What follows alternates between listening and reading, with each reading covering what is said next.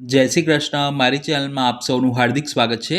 આજે આપણે ગોળનો ઉપયોગ કરીને એકદમ પોચા અને પૌષ્ટિક ઘઉંના લોટના ગળ્યા પુડલા બનાવીશું.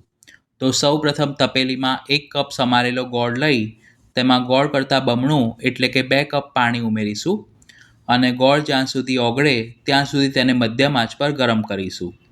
ચમચી વડે વચ્ચે વચ્ચે હલાવતા રહેવું જેથી ગોળ તપેલીના તળિયે બેસી ન જાય. અત્યારે આપણે ગોળની ચાસણી નથી બનાવવાની, ફક્ત ગોળ ઓગળે ત્યાં સુધી જ પાણીને ઉકાળવાનું છે. 5 થી 7 મિનિટ બાદ ગોળ સરખો ઓગળી ગયો છે. આ સ્ટેજ પર ગેસ બંધ કરી તેને ઢાંકીને થોડીવાર માટે મૂકી રાખીશું. ગોળનું પાણી નવશેકું ગરમ રહે પછી તેને ગાળીને એક મિક્સિંગ બાઉલમાં કાઢી લઈશું. ગોળ શેરડીમાંથી બનતો હોવાથી તેના પાણીને હંમેશા ગાળીને જ ઉપયોગમાં લેવું. પછી તેમાં સમાય તેટલો ઘઉંનો ઝીણો લોટ થોડો થોડો કરીને ઉમેરતા જવું અને હેન્ડ બીટર વડે મિક્સ કરવું જેથી લોટના બિલકુલ પણ ગાંઠા ન રહે. આટલું ખીરું બનાવવામાં ટોટલ 2 કપ ઘઉંના લોટની જરૂર પડશે.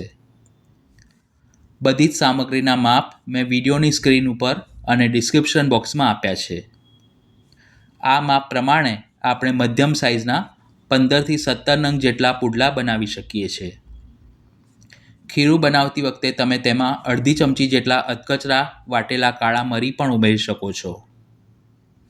ખીરુંની કન્સિસ્ટન્સી આપણે જેમ ઉત્તપમનું ખીરું બનાવીએ તે રીતની મધ્યમ ઘટ અથવા તો પોરિંગ હોવી જોઈએ. તેમાં ફ્લેવર માટે 1 ચમચી અધકચરી વાટેલી સૂકી વરિયાળી ઉમેરી મિક્સ કરીશું. આ રીતે ખીરું બનાવ્યા પછી તેને ઢાંકીને મિનિમમ 30 મિનિટ એટલે કે અડધો કલાક માટે મૂકી રાખીશું. જો તમારી પાસે સમયની અનુકૂળતા હોય તો તમે 2 થી 3 કલાક અગાઉ ખીરું બનાવીને પણ ઢાંકીને મૂકી શકો છો. 30 મિનિટ પછી ખીરું સરસ પલળીને સેટ થઈ ગયું છે. તેને 5 મિનિટ માટે સરખું ફેંટી લઈશું. જો તમારે ઇન્સ્ટન્ટ ગળ્યા પુડલા બનાવવા હોય તો ખીરું બનાવતી વખતે તેમાં ચપટી જેટલા ખાવાના સોડા પણ ઉમેરી શકો છો. પણ આ રીતે ખીરુંને પલાળીને બનાવશો તો સોડા ઉમેર્યા વિના પણ પુડલા સરસ સોફ્ટ બનશે. હવે નોનસ્ટિક પેન અથવા તો લોખંડની તવીને ઘીથી ગ્રીસ કરી 2 મિનિટ માટે ગરમ થવા દઈશું. તૈયાર કરેલા ખીરુંમાંથી 1 ચમચા જેટલું ખીરું તેના ઉપર પાથરી અને મધ્યમ જાડા ચીલા ઉતારીશું. શેકતી વખતે ગેસની આંચ ધીમીથી મધ્યમ રાખવી અને બંને બાજુથી સરખા શેકાય અને અંદરથી પણ બિલકુલ કાચા ન રહે તેના માટે સાઈડમાં 1 થી 2 વખત થોડું થોડું ઘી મૂકતા જવું. 2 મિનિટ પછી પુડલાને તાવેથા વડે ફેરવી અને બીજી બાજુ શેકી લેવા. એક પુડલાને શેકવામાં આશરે 4 થી 5 મિનિટ જેટલો સમય લાગે છે. જો તમે તેને તેજ આંચ પર શેકશો તો તે બહારથી કડક થઈ જશે અને અંદરથી પ્રમાણમાં કાચો રહેશે. એટલે આ રીતે થોડી થોડી વારે ફેરવતા રહેવું જેથી બંને બાજુથી તે એક સરખો શેકાશે. શેકેલા પુડલાને પ્લેટમાં કાઢી બાકીના ખીરુંમાંથી પણ આ જ રીતે પુડલા શેકીશું.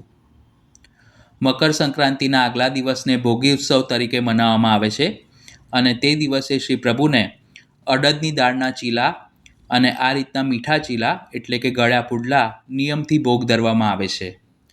અડદની દાળના ચીલાની રેસીપી મેં અગાઉ ચેનલ પર બતાવી છે, જેની લિંક આઈ બટન પર અને ડિસ્ક્રિપ્શન બોક્સમાં આપી છે.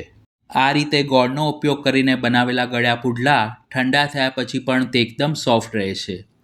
તો તમે પણ આ ગળ્યા પુડલા ઘરે જરૂર બનાવજો. વિડીયો પસંદ આવી હોય તો તેને લાઇક અને શેર કરવાનું ન ભૂલશો અને ચેનલ પર પહેલીવાર આવ્યા હો તો આવી ટ્રેડિશનલ અને ઉપયોગી રેસિપીઝ જોવા માટે તેને સબસ્ક્રાઇબ કરી બાજુમાં આપેલા બેલ આઇકોન પર ક્લિક કરજો. Thanks for watching this video.